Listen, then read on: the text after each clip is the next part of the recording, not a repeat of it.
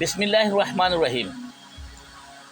প্রশ্ন হলো, কোরআনে আছে আল্লাহ বনি ইসরায়েলের জাতির মাথার উপরে তুর পাহাড় তুলে ধরেছিলেন এবং কেন ধরেছিলেন?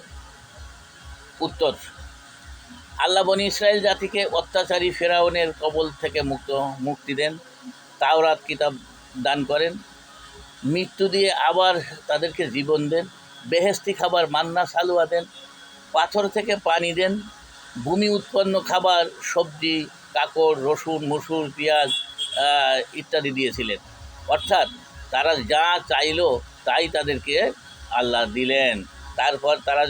তারপরেও তারা যখন তাওরাতের বিধান অমান্য করতে লাগলো, এমনকি তারা নবী রাসূলকে হত্যা করতে লাগলো, তখন মহান আল্লাহ তুর পাহাড়কে তাদের মাথার উপরে তুলে ধরে বললেন, তোমাদেরকে যা দিয়েছি তা ধরো, যা বলেছি তা শোনো।